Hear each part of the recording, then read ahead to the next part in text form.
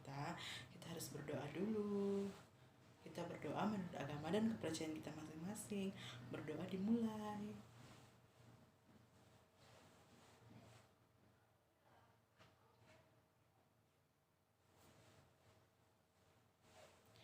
Baiklah anak-anak, di sini Ibu akan membahas PKN atau pendidikan kewarganegaraan.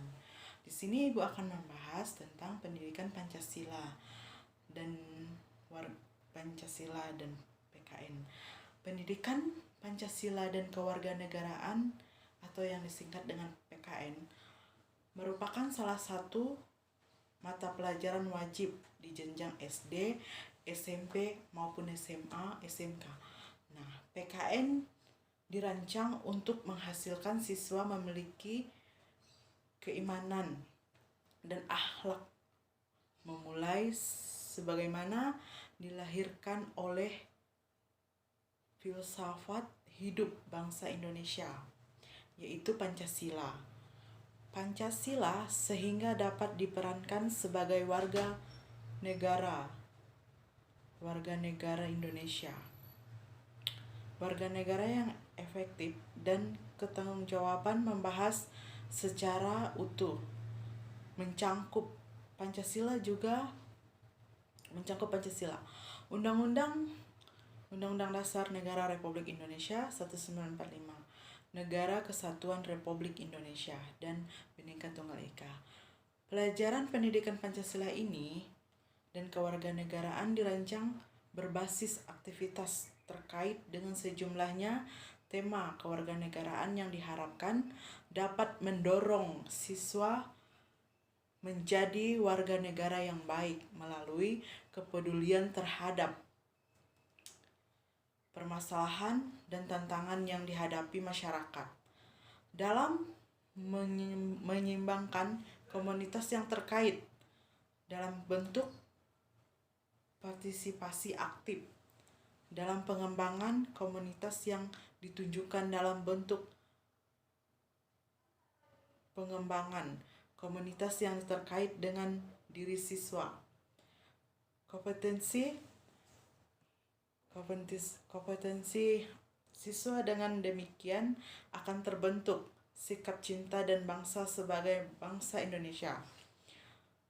Nah, di sini menjabarkan usaha yang harus dilakukan siswa untuk mencapai kompetensi yang diharapkan siswa sesuai dengan pendekatan yang digunakan dalam kurikulum 2013 ini.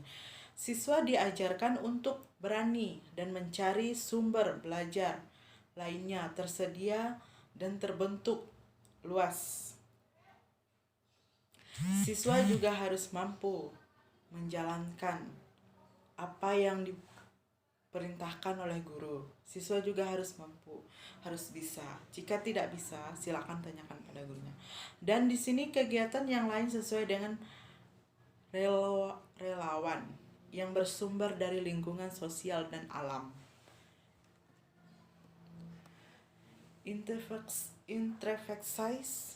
Interpretasi kurikulum 2013 pada tahun 2013 dan 2015 telah mendapatkan tanggapan yang sangat positif tentang pelajaran PKN atau pendidikan kewarganegaraan.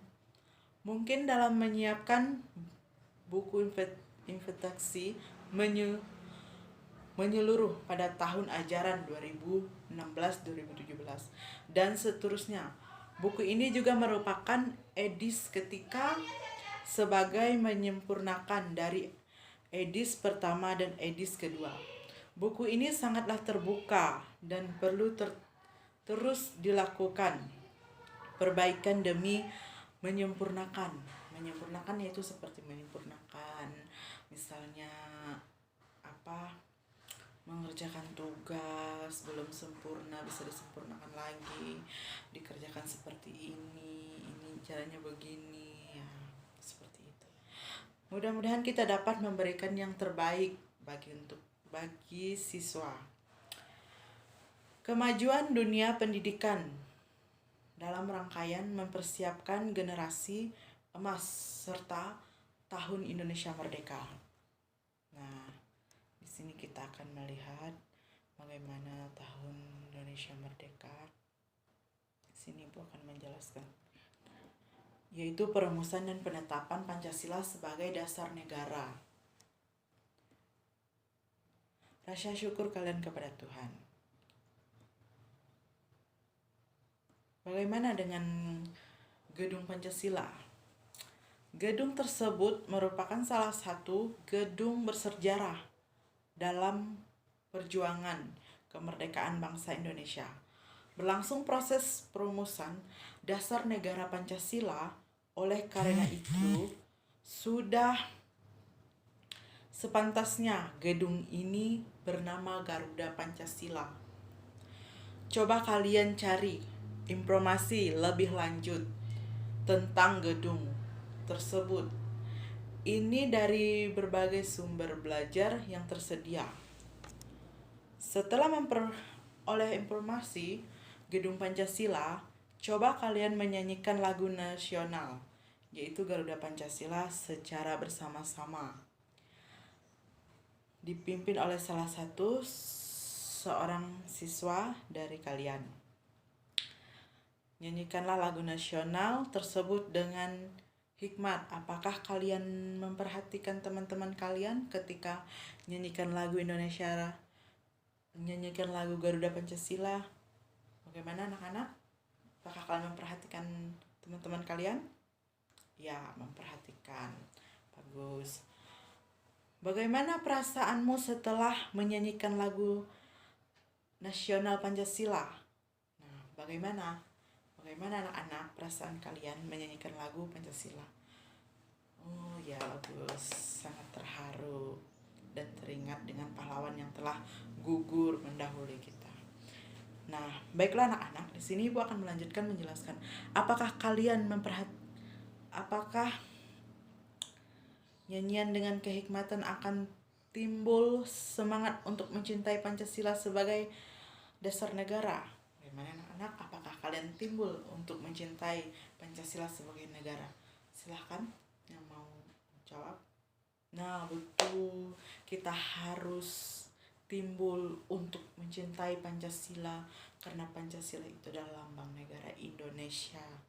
Nah, coba kalian baca secara cermat lirikan lagu tersebut. Apakah nilainya, semangat yang terbuat di dalamnya? Nah, di sini.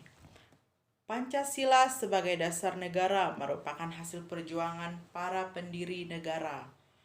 Mereka adalah orang-orang yang berjuang untuk mendirikan bangsa. Ingin seperti yang diucapkan oleh proklamator kemerdekaan Indonesia RI Soekarno, jangan sekali-sekali melupakan sejarah. Pernyataan tersebut lebih dikenal dengan singkat jas merah. Tidak melupakan sejarah perjuangan bangsa merupakan kewajiban seluruh warga negara sebagai bangsa Indonesia. Melupakan sejarah perjuangan bangsa Indonesia sama artinya dengan menghilangkan identitas bangsa Indonesia. Para pendiri negara telah merumuskan dan menetapkan dasar negara. Itu di dalam rangka menggapai cita-cita. Seperti kita sekolah ingin mencapai cita-cita kita. Misalnya kamu mau menjadi guru, atau mau menjadi dokter, atau mau menjadi polisi, atau mau menjadi polwan, atau mau menjadi apa segala macam. Nah, kita itu harus berniat untuk mencapai cita-cita kita supaya kita bisa. Nah, di sini berguna untuk menghantar kemerdekaan dan kejayaan bangsa Indonesia. Sejarah dan dinilai dalam perumusan serta penetapan Pancasila sebagai dasar negara. Dasar negara selain itu akan dipelajari juga bagaimana Pancasila dihayati oleh bangsa Indonesia di tengah kehidupan bangsa yang lain. Bagaimana kita menghayati Pancasila untuk bangsa Indonesia. Pastinya kita akan terharu dan teringat. Beragama agar tercipta keharmonisan diharapkan setelah mempelajari Pancasila atau PKN, kita akan mengamati tentang persidangan resmi BPUPKI dengan teliti. Selanjutnya, buatlah pertanyaan dari hasil pengamatan kalian. Di sini kita akan membahasnya. Pertanyaannya. Nah, di sini kita akan membahas kapan dibentuk, siapa yang membentuk, bagaimana suasana pembentukan, berapa jumlah anggota, bagaimana suasana berorganisasi, apa tugas BPUPKI, kapan melaksanakan persidangan, dan siapa saja tokoh pendiri negara yang menyampaikan pidato dalam sidang tersebut. Nah, di sini kita akan membahasnya. Bangsa Indonesia mengalami sejarah penjajahan dan melawan penjajah. Kita pernah mengalami penderitaan. Ketika dijajah Belanda, sejarah juga mencatat kekalahan Belanda oleh Jepang dalam perang Asia Timur Raya menyebabkan bangsa Indonesia dijajah oleh Jepang. Ibarat Timur Raya menyebabkan Indonesia. Untuk menggambarkan bagaimana kondisi penderitaan bangsa kita saat itu. Penderitaan akibat pelaksanaan kebijaksanaan tentara Jepang terhadap bangsa Indonesia. Nah, yang pertama, pelaksanaan kerja paksa. Hal ini menyebabkan banyak laki-laki di Indonesia dikira hingga ke Burma atau Myanmar untuk melakukan pekerjaan, pembangunan dan pekerjaan berat lainnya. Dalam kondisi yang buruk, ribuan orang Indonesia meninggal dan hilang pada saat kejadian itu berlangsung. Yang kedua, pengambilan paksa. Saat itu tentara Jepang mengambil makanan, pakaian, dan berbagai keperluan hidup lainnya secara paksa dan keluarga di Indonesia tanpa memberikan ganti rugi. Yang ketiga, perbudakan paksa. Perempuan-perempuan Indonesia hanya dipekerjakan secara paksa oleh tentara Jepang. Selain itu, banyak menahan dan memperlakukan warga sipil di kampung-kampung tahanan dalam kondisi sangat buruk. Carilah dari berbagai sumber berkaitan dengan kisah yang telah dijelaskan tadi. Dan di sini yang Jepang mulai menyesuaikan wilayah Indonesia setelah menyerahkan di Kalijati, Sumbang, Jawa Barat. Pada tanggal 8 Maret 1942, kedatangan Jepang semula disangka baik oleh bangsa Indonesia. Banyak semboyan.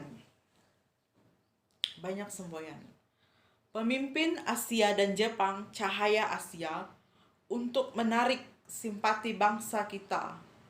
Kenyataannya, sejarah menunjukkan bahwa Jepang tidak berbeda dengan Belanda, yaitu merusak, penjajah, dan bangsa Indonesia. Kemenangan Jepang di Asia tidak bertahan lama. Pihak sekutu memperlakukan seragam balasannya. serangan balasannya. Saat hal itu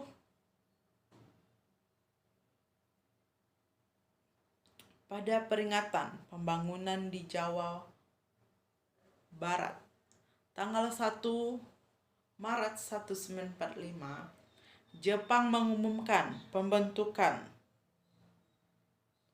penyelidikan usaha-usaha persiapan kemerdekaan Indonesia atau BPUPKI untuk menyelidiki usaha-usaha persiapan kemerdekaan. Janji Jepang membentuk BPUPKI relasikan pada tanggal 29 April 1945 bersama dengan hari ulang tahun Kaisar Hirohito. Secara resmi BPUPKI dilantik oleh Jepang dengan anggota berjumlah 62 orang yang terdiri atas tokoh Indonesia dan 7 orang anggota perwakilan dari Jepang. Ketua BPUPKI adalah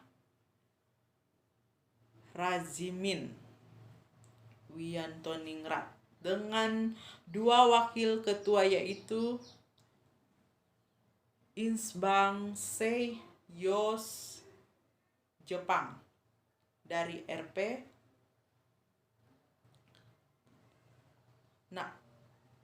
Tentang tokoh-tokoh BPUPKI ditempelkan di dinding kelas agar kalian selalu mengingat jasa-jasa pahlawan yang telah gugur.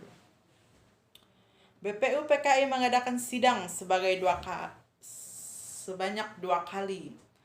Sidang resmi dan 1 kali sidang tidak resmi. Sidang resmi pertama dilaksanakan tanggal 29 Mei sampai tanggal 1 Juni 1945.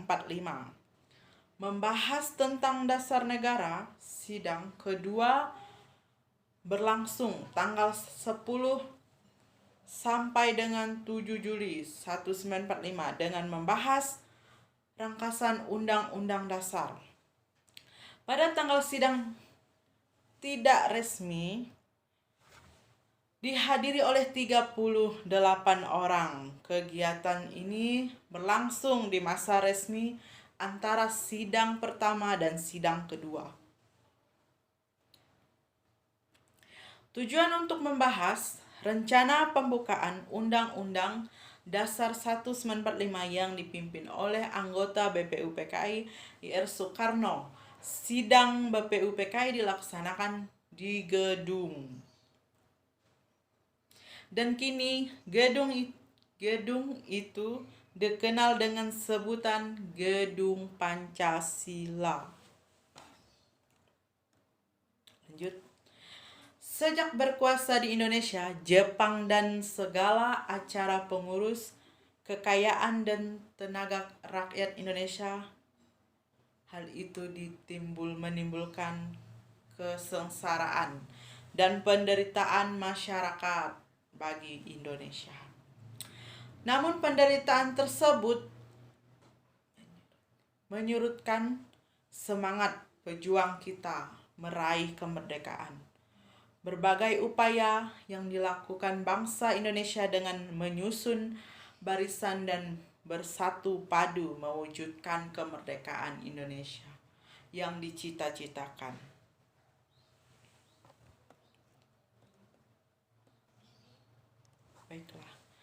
Baiklah, di sini telah Ibu jelaskan tadi tentang BPUPKI atau tentang PKN, juga bisa disebut Pancasila, Pendidikan Pancasila.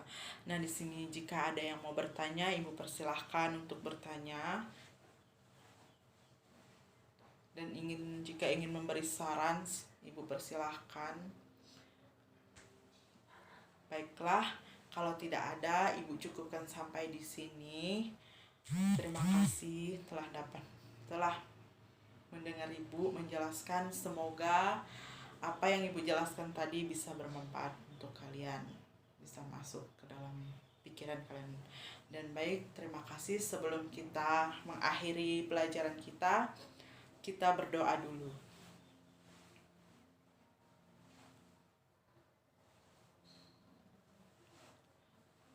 Berdoa selesai. Terima kasih.